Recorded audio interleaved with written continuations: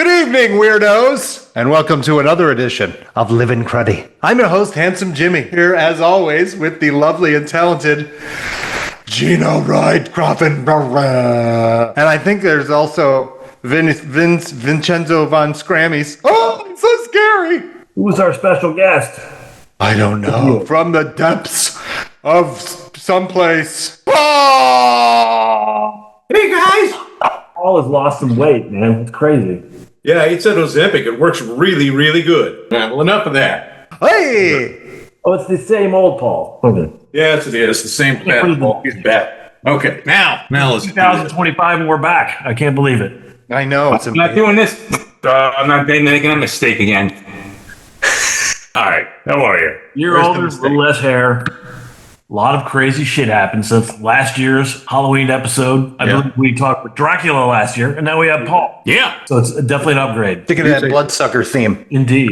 But we're going to go ahead and get to the point that everybody's been asking for, and that is Paul's RPG game that everybody wants to know how concludes. That's going to happen tonight on the Halloween show. It's the Halloween. You don't say. Yeah, it's going to happen, Vin. Right. It's stunning conclusion. For better or worse, this shit will conclude. And then nobody can say, when are you going to do that thing? Thank God I'm drinking. Who's saying that? Who's clamoring for an ending to this game? People. The people. The public wants it. Name one people. David. And all right. And Alan. Yeah. Listen, I'm certain I've heard from both those guys. Oh, I get stopped on the street all the time about it, so. Oh, I'm sure. Son of a bitch. Since last year, what's happened? We've had a ton of movies, but we have done no other Livin Cruddy episodes. No. The good news is we're set up for this shit. Yeah. We remember how to do it. Probably new information. We can bring in some guests, have some fun, and probably do these things a little more briefly, a little less involved, and obviously not. Well, speaking of guests, they come front and center, my friend. Got a special guest. Hey, we need some light for this one. We're gonna need some light. Oh God. Hey, this is Kevin. Hey, Kevin, come around. I could have lived 1,000 years without seeing that. Thanks, Kevin. Yeah. Thanks, Every third episode, we're seeing some guy's ass on it. You went out all the stops with the guests, buddy. Yeah, that's great. Good job. Speaking of which, James, did your ass ever recover? I mean, Jimmy, did you? Eventually. You know that picture of Jimmy's ass with the giant bruise on it, right? Yeah. Somehow that got stuck in my computer as a default image in when you go to do an image search. Yeah, I wonder. Yeah. Well, I do spend a lot of time staring at it, but or unfortunate fucking bruise. We got to feed that one to the SOAR app now that we're both on there. Oh yeah, I saw that you started your channel. Oh yeah. So just take a picture of a dog and then mix it in with whatever AI shit, and then the dog is disco dancing or just ask it for stuff. It'll give you videos. I mean, it's just it won't let you do a video of like real people. All right, second guest, Tiffany, come over and show us your front bump. Show us your thong. I heard that Tiffany ran into Manthon's wife. Yeah. How'd that happen? Oh, at the show? No, in where he lived. Here. Oh, why? No, she was at a Giant and wearing her Crud shirt, and a woman approached her and said, "How do you know the Creeping Cruds? My husband used to play for them, and he used to play bass." I'm thinking, I don't know if Jimmy play bass, so I asked a few questions. So yeah, they said they had to move up here for some reason, and that's Jen, that's his wife, and I knew that they lived in Mechanicsburg or someplace like that, somewhere near where you live. It's just weird, even then, that you would run into those guys. right.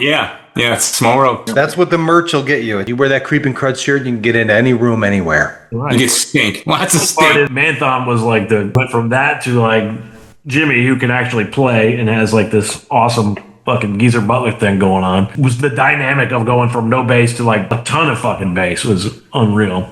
I do kind of overplay, but that's how I like it. I wouldn't say it's overplay. I think it sounds great. You have an ability to play in a manner that you're just not like copying the guitar riff. So many other people that I played with just do that. They're like, "Oh, what are you doing? You're fucking rocking the A note? Okay, well, let me do that too." I try to make it interesting. I don't know how you play with that slung down solo, though. I mean, it looked like a Hetfield playing a guitar or something. That's how Dee Dee did it. That's how I do it. Well, there you go. Painful. Yeah. Well, the Hootenanny came and went. All you guys were there. I saw a video of, I don't know if it was Dr. Gangrene filmed it or whatever, but it pans across. We're playing live and it pans across. All these people are dancing. Chris's wife's there. Her friend was there. And a bunch of people that I don't know, but they were like dressed like hobbits and fucking...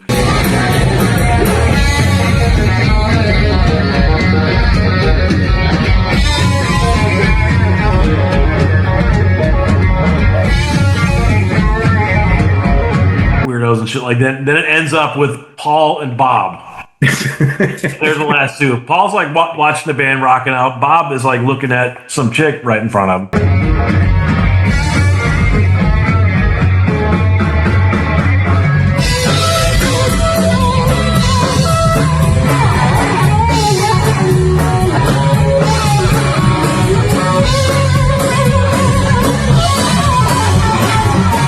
Well, yeah, she was impressive, but I was busy. I had to watch the show. That's right. Did he have his wig on still in the shot? No, I thought I still had it on. I wasn't sure like who Paul was at first, and then he said who he was, and you should have shaved that. That's committed the bit. You really wasn't that committed. Yeah, method acting. That's a good outfit. I felt like I pulled it off pretty well, all the same. But, I love it. And once you told me, I was like, holy shit, that's great. That plaid shirt that I was wearing underneath that thing, it was a fucking dead ringer for the shirt he was wearing. I found it online. I was like, holy shit. I'm going to wear it to work, too. It's a pretty nice shirt. You know? we have the gun. I got to have the pink gun. I mean, it was a pain in the ass to paint. And if you need it back, we can send it to you. No, I think it's in the right hands now. Well, everyone will be able to see some of the footage right after this. So. Oh, cool. Well, I don't know if you two were there. I know Paul was obviously there for this, but Dr. Gangrene was hanging out, and somebody asked him if he recognized what Paul's costume was. And his response was like, you're Boomer, right? You're dressed up like Boomer, which was hilarious because you and Boomer you guys do look quite a bit alike. And it was just weird that Gangrene, that was the first thing that he said. I didn't pick up what he said. I just had that puzzled look like I have no idea who the fuck this guy is. Just the look I got from him. So Boomer's birthday was 2 days ago. Yeah. We got to have some stuff to roll into Vinny's highlights of the show. So maybe explain what you got, and then I'll mix that in post. This footage is it's a lot shorter than last year's. And I think the reason because we were just having a blast this time around, but didn't want to throw around the camera. And last year's, I was filming everybody and asking all the questions. And I think they get to know the Cruds. I think we did that last year. Got a few questions this year, and the search for bacon is on. Yeah, that was upsetting. Yeah, you guys were upset about that. And maybe a hula hooping Michael Jackson, just maybe. Well, that was disturbing as hell. I mean, I'm gonna be honest with you.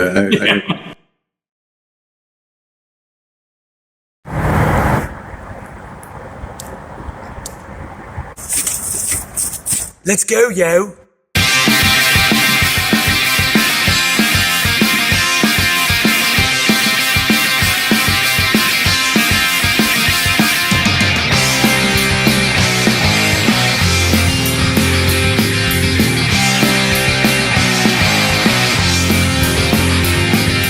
I don't know if they're going to like my shirt. We're going to find out. We're here. Oh, shit. That's right. Gino don't live here no more. Ooh, look at that. Ooh, look at that guy. Oh, that guy.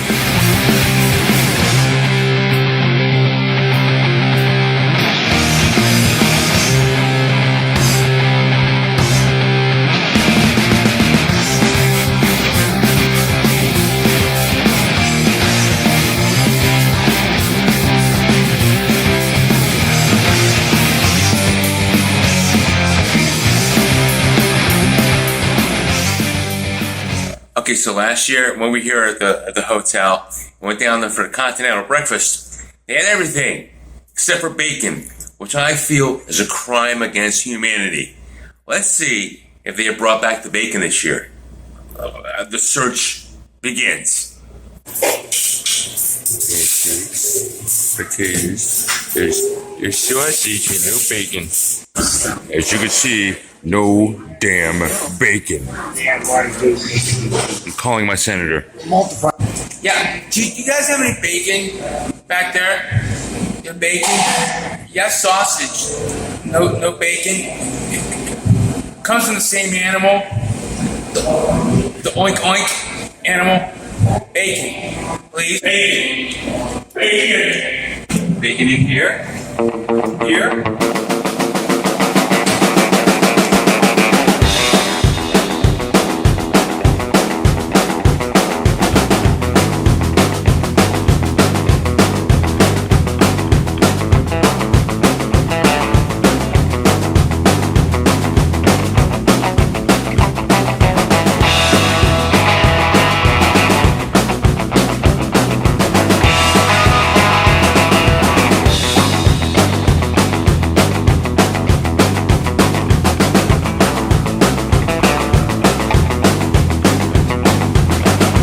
Jimmy, seriously, tell us, seriously, how can anyone actually know if Helen Keller's having an orgasm?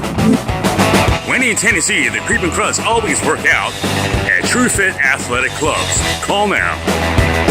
And Mommy says you're dead. Is that true? What the hell's going on out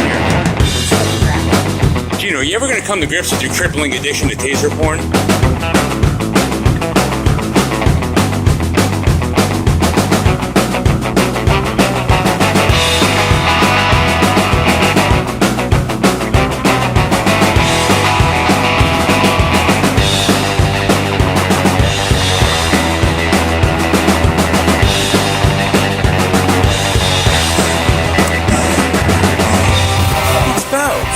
Do you think it's too late for Donnie Most to launch a comeback? I think you should team with Donnie Osmond. Right.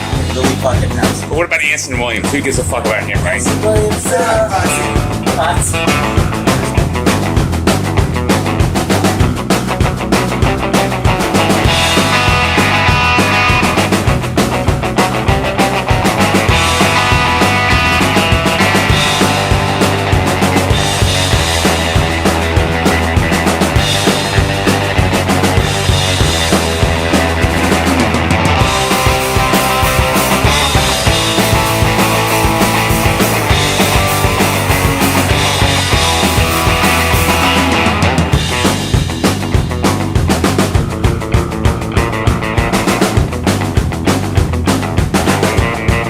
So Bob, how many naked pictures of Irene Ryan do you own?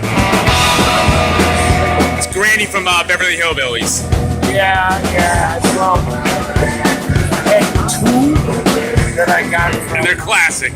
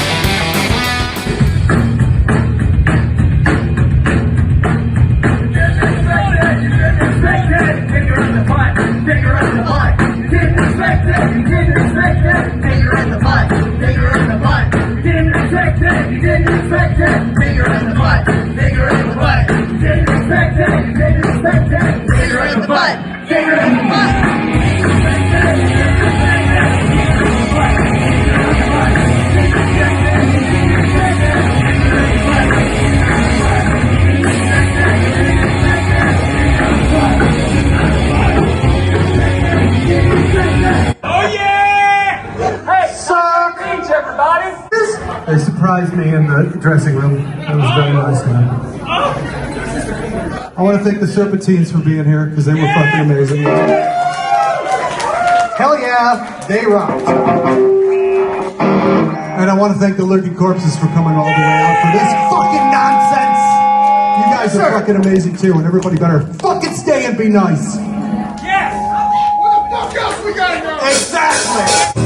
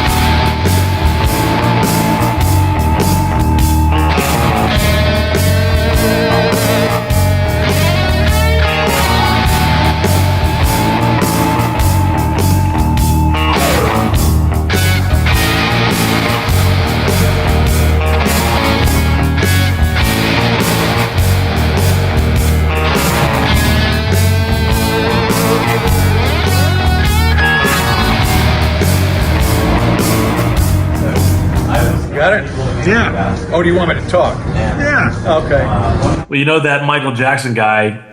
Nobody could tell if that. There's a guy named Jimmy Kelly that goes to every horror hootenanny. Yeah. He's a comedian, actually a stage comedian. Yep. And that's his deal. He goes, yeah. But he dresses up in weird shit like that, and everybody thought that guy was him, and everybody waved at him. Yeah, like that. And then somebody went up and said to him, like, "Hey, Jimmy," and he looked at him like, "Oh, I don't know who the fuck you're talking about." Turned out it wasn't him at all. It was some other guy. And it was Enrico Palazzo. He was another comedian. So there you go. Yeah. Also look for footage of the Gino kind of blowing off a fan. You know, a fan's trying to talk to him. Oh, okay, hey, thanks. Yeah, thanks. Okay, whatever. Yeah. Well, I have an excuse for that. Okay. The guy that the skip looking ass. And I'm like, when you're like 60% deaf, right? We had a mask on too. I was like, how you can't hear? Yeah. Was that at the table where the guy walked up? Because I think I was actually sitting next to him or something when it happened. He was talking and everything, and you didn't know who it was. I get those all the time. People are like, "Hey, man, it's me." I'm like, "Okay." Yeah, you, man. That's awesome. Glad you're here. Some more information. Most of the time, people will come up and say something. I can't hear what they say, and then I'll have this look of like, "What the fuck?" Artists. Right? They're so touchy. I know it. 2% artist, like 90% deaf.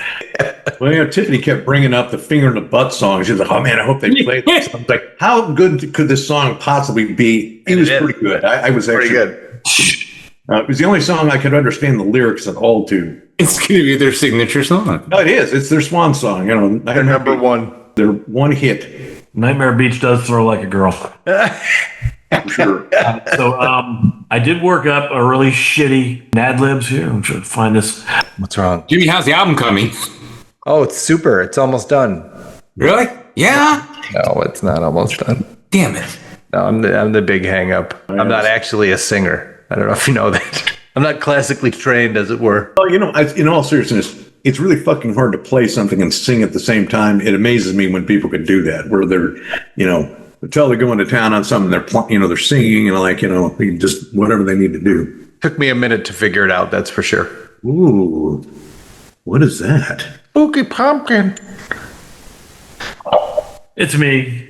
Oh, there we go. Shit. You guys want to hear my Halloween joke before we go into the Nad Lib? Yes. Yeah, if you got a Halloween joke, bring it. What do hillbillies do on Halloween? Pumpkin. Oh, Dan. And he's always spoiled it because he knows it. Even in his chat, he'll just blurt out the answer. All right, so we want to do this fucking goddamn Nad Libs here. Oh yeah, yeah. So as a child, I played something similar to this. Would be Mad Libs, perhaps Mad Libs. Were you allowed to say that? Isn't that still got copyright? Let them find us. We'll find out if we're going to jail. Mm-hmm. Right. Vinny's got something else going on in the background. Yeah, like he. I have guests. Show your hands. I don't like your hands around like that. There's a story written. It's written for Paul. We're going to ask him a bunch of word types to fill in the blanks to finish his own story. It's usually fairly insulting to whoever is taking. And we send the story to Jimmy, and he reads it back. And everybody's like, "Why the fuck did you do that?" Because you have to kill some time. I mean, you know, it's a good. Yeah, something humorous, something funny. Called entertainment. Okay, if you say so. So what I need is an adjective from Paul. Stinky. And I can count on Paul to come up with great word types, whereas a lot of times other people have no idea what the fuck we're doing here. Yep. Another word for smart. Intelligent, astute. Oh, which mo? Yeah. Did we say intelligent or astute? Either one. Astute's kind of cool, though. It is. Whatever. It's got Oh, pizzazz. astute. They spell it wrong. Astute. Astute. Yeah, I'm the not X is silent. A number, any number. 69. Yeah. I don't get it. Vinny. I was born in 1969. What do you guys make a big deal out of? Every time I say that, people act like start laughing like idiots. How about city? City, let's see. We're going to do New Orleans. New Orleans, the city by the bay. Boring activity. Boring activity, pickleball. There's a story behind that. I'll have to tell you later. I like how this story is just filling in the words before I get 2 letters that says pickleball. Like, okay, it already knew. A famous person. H.P. Lovecraft. How's that? Yes. Well, staring at the screen. Yeah, why not? I have to not read this while I'm doing it because it'll start fucking laughing already. A verb. Verb. Yeah. Caterwauling. Caterwauling? Sure. You gotta remember, I'm deaf. I could be saying something that you. Oh, okay. I can write them down on cards if it'll help. Well, you just get repeated. I'm It's just being funnier when Jimmy laughs at the fact that I can't hear the shit. What? Exactly. Oh, Vinny's got it now. Different famous person. Charles Manson. I was inspired by looking at him for some reason. An activity, any activity. Any activity? Miniature golf. Oh, that would also work, wouldn't it? Another word for sex. I would say getting your groove on. That would be like kind of PG for the, I don't know why I even worried about that. A number. 72. A sexy female first name. Simone. Mo, that's a good one. Simone, yes. There's An erotic word. Sultry. Another word for woman. Dame. D-A-M-E. A verb related to high intelligence, like something a smart person might be doing. Oh, you know what I use is I'm still collating. Collating. Yes, collating. This is the alien reference. Yes, exactly. A type of science. Astrophysics. Putting the ass in astrophysics. A man's body part. Weenus. Yeah, it's right there. Paul's weenus. Yep. Having get your weenus out of here. Right. A wild sex act. Let's see. This is really subjective, isn't it? I don't know what you consider wild or not. I guess on the back of a motorcycle. So that's cycle fucking. Cycle fucking. Yeah, sure. Cycle fucking. Yeah. It's I've seen it done solo or as a group activity. In a group, yeah. An adjective.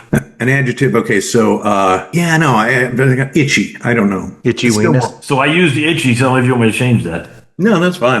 We'll see where it goes. Okay, a noun. HO scale model train. I did not.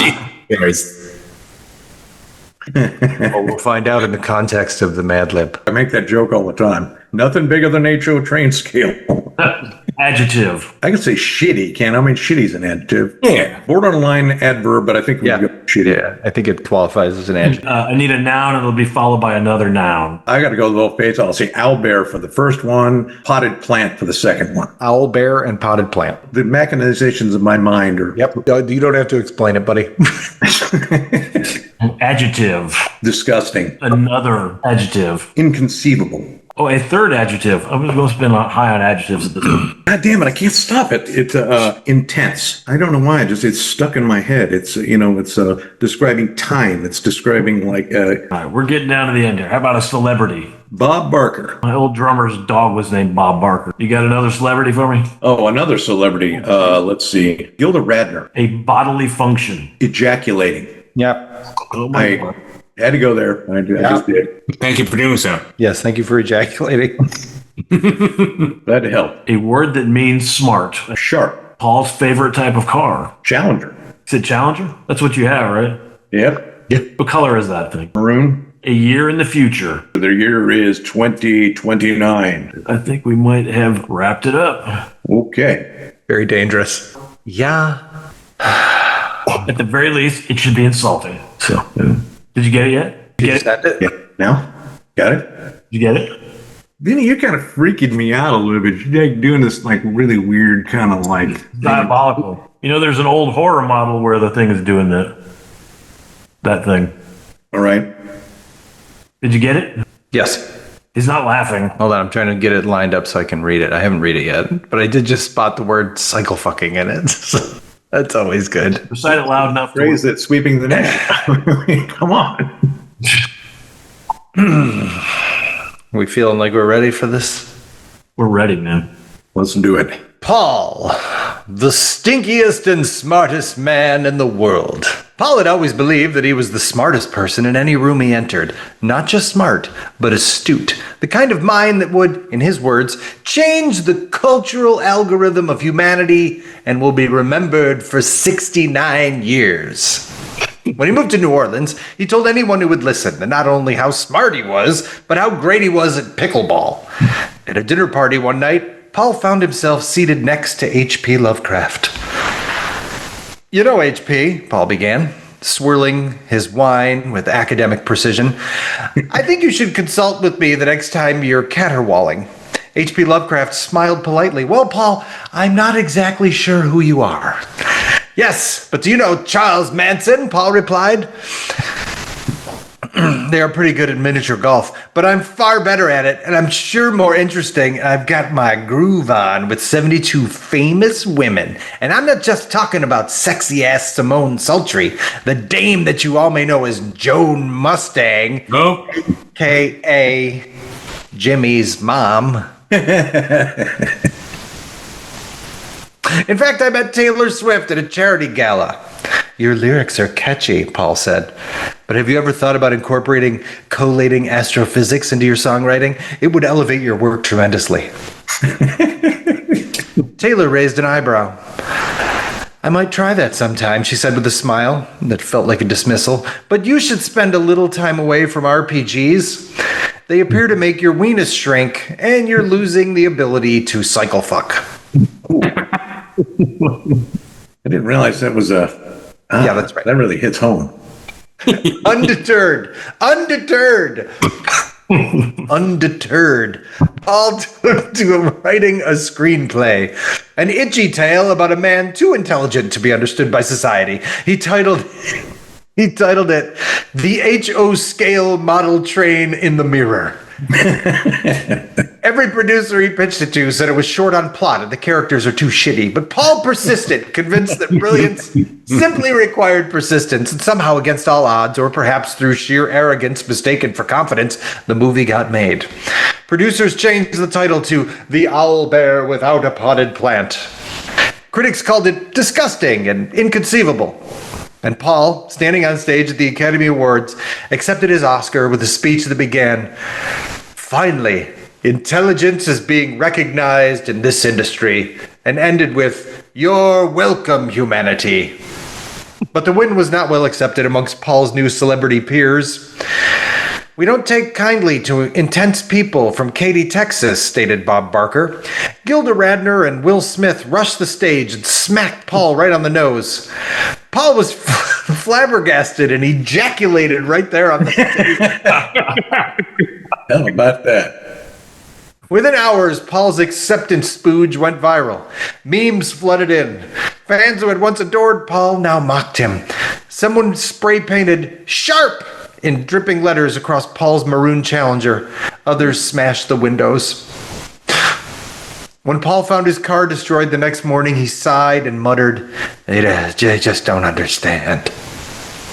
And for the first time in his life, he was right. But not in the way he wanted. And Paul's car fire eventually went out, and there it stayed until the year 2029 when the sun went supernova as Paul had scientifically predicted. That's perfect. God bless Paul. God bless Paul. God bless this car that's on fire right now. Yeah. Look out the window. I can tell I probably should have written that at least another 7 paragraphs. But yes. You got to get back in shape to write those things, Gene. It's cool. You got to retrain your mind. You'll get there. Well, basically, it's been a hot minute. I mean, come on. You're trying to write a story and trying to come up with funny shit and an opportunity for funny shit. Next thing you know, you're like, oh, I've got like 17 miles of shit I'm making everybody crazy with. First, the earth cooled. Right. Yeah, I should have had a part of the dinosaurs. All redundant jokes. I forgot. I have a whole list of them. I pull them anytime I need to. It's what's for dinner. Indeed. All right, so we have to visit with Paul's RPG, the one that makes his weenus shrink and he can no longer cycle fuck to. That's right. You got to work on that cycle fucking. How exactly does cycle fucking work anyway? You know how it works. I've never cycle fucked. Yeah. Actually, I rode a motorcycle one time. It was so fucking terrifying. I never fucking did that shit again. That's it right there. I Vespa humped, but that's about it. Ridden a You got to motorcycle. start somewhere, Jimmy. I mean, you know. Like a street cycle. Have any of you ridden? No. I rode a dirt bike a bunch of times. How about that? Everybody's done that. All right, fine. Sorry. What about Paul? I've got a Triumph in the garage that I need to fix, but yeah, I used to ride. You're a better man than us. All right, so let's get to this game. Okay. You're gonna rule. Somebody share the screen and of what we're doing here, and I guess I can talk about, or does anyone else want to recap what happened? Vinny said he would. I don't remember shit. I don't remember a goddamn thing. Needs to be Paul to recap this shit. Before cancer, so but yeah, that's it. This is a long time ago. Right? And everything now. Okay, so all right. Long story shorter is that there was a radio show that was going on, and so we had what is his name? Noel Holstein was advertising, saying, "Come down to the church picnic and everything." And there was an embedded message that you guys found. It was turning people crazy. They were starting to fight each other in the streets and stuff. And you realized that by some like serious like, hints that if you played the record that you found that had this on the spindle on it and everything, if you played that, it would actually negate that effect. And you met Marfa in the curio shop of all places, and she gave you things to wear to protect you from it. So anyway, so you were going around town in this truck that you had a loudspeaker on. You were trying to play it for the town and everything.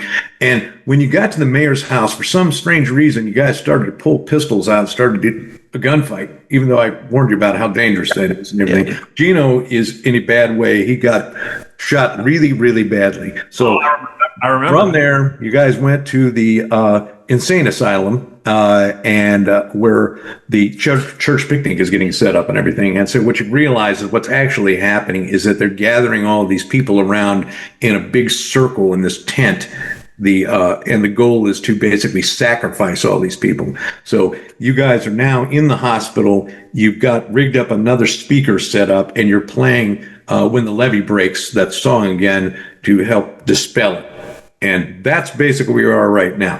Can you remind me what's been going on? I wasn't paying attention. I did just notice that in my art craft section on my player card, I have a 99 for monkey fuck the people that are hypnotized before we hypnotize them. So did we do that? Did we monkey fuck the people first? Or well, you haven't actually asked to do that.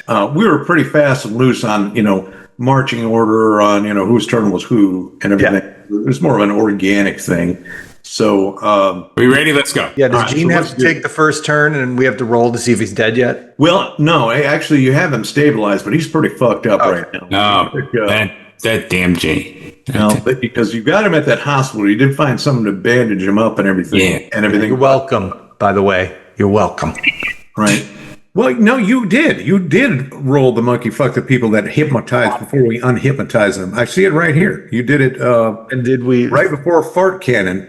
And, well, then you rolled it again. And then fist fuck the Pope, pecker smack the Reverend, eat Marjorie Taylor Greene's asshole, circle juke on a communion wafer, persuade, fast talk, summon the hell spirit of. Oh, I didn't read it. Shit. Well, who's documenting this stuff and why? Yeah. Oh, well, it's in the chat. It's right forever. Yeah. Is it admissible in court? Well, can it be subpoenaed?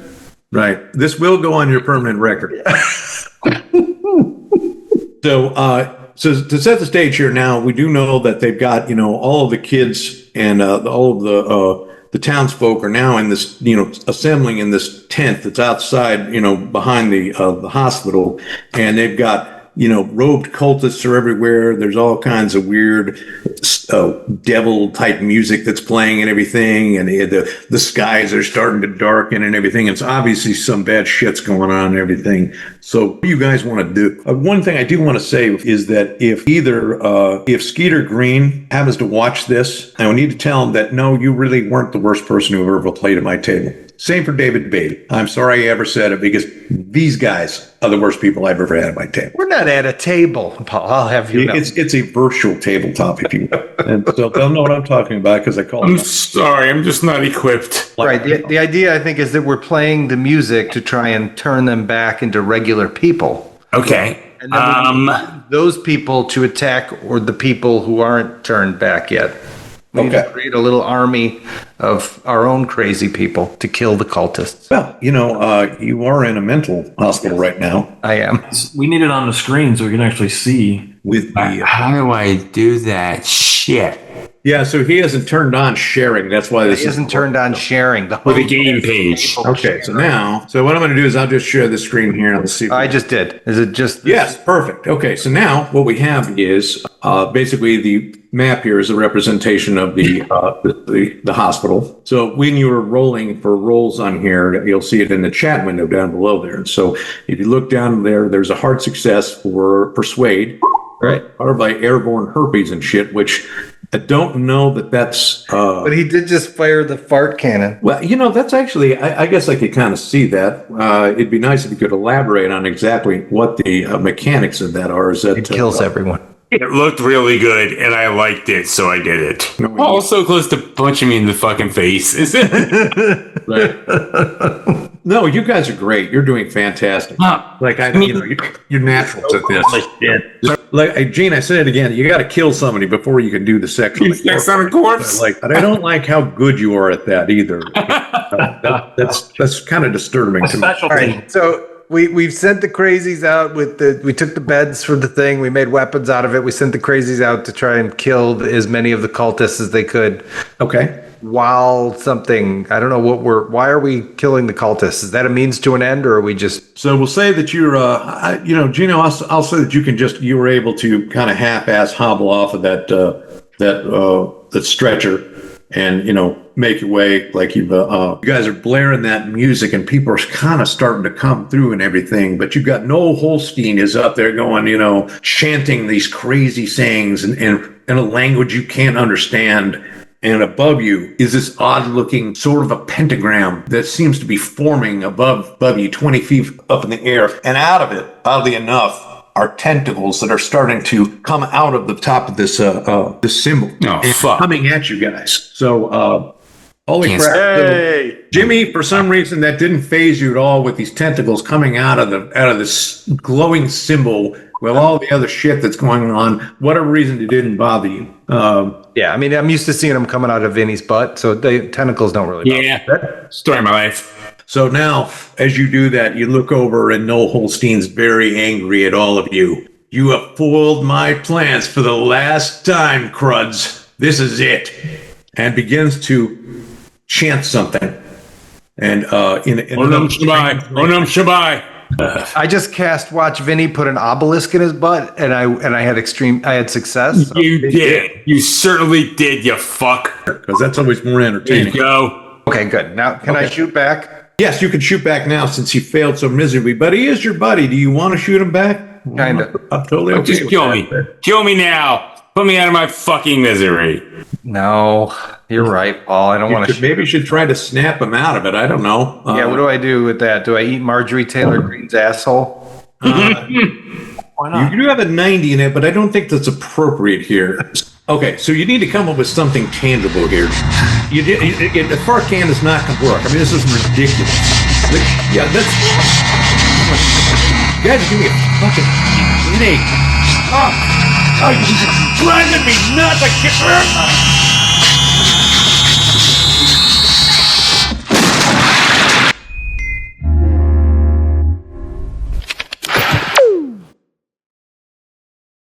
I am here in dedicating much of what I'm doing to the film Freak Out. Now that is a piece of work, and it has many pieces, and people wonder about if the pieces are all there. Well, tune in and find out.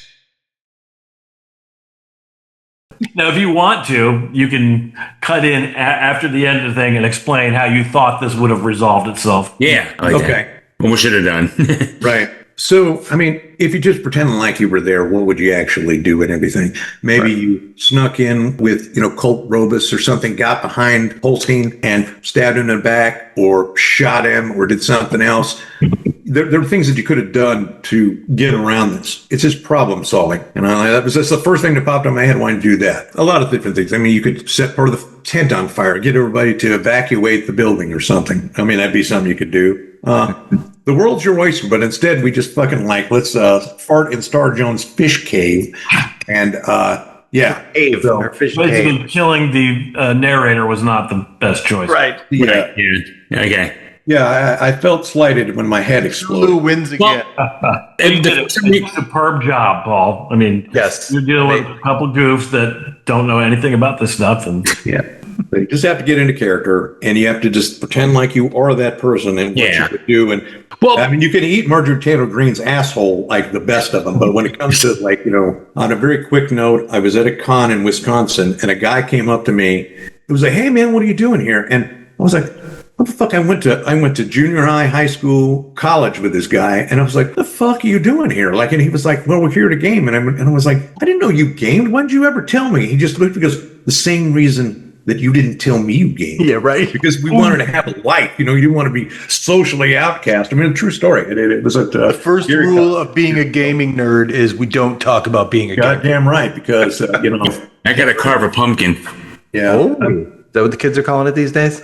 well, thank you, Paul, for doing the thing. I know we're not the greatest team to work with on that, but we tried to have a good time. And Oh, you did have a good time. I had a good time, running it, and almost everybody that was on that watches the Freak Out had a part in this, at least at the time. Like almost everybody on there had some part or another. we need to replay the earlier episodes of that. Yeah, because you'll see damn near everybody has got names changed to protect the innocent. But All right, weirdos, that's it for this week's edition of month, quarters, years edition of Living Crumpy. I want to thank once again our illustrious and amazing guest, Making Jimmy's head. Paul, for joining us. We wholeheartedly appreciate you putting up with our nonsense. And of course, thank you as always to Scrambot, Vinny Voof, Fart Fan, Vinny, and the amazing and talented Jean-Paul Calaberry. awesome. And as always, I'm Handsome Jimmy. Go fuck yourself. Go. That sounds good. Okay, so you need to come up with something tangible here. A fart can is not going to work. I mean, this is ridiculous. Yeah, that's... You guys are giving me a fucking headache. Oh, you're driving me nuts. I can't...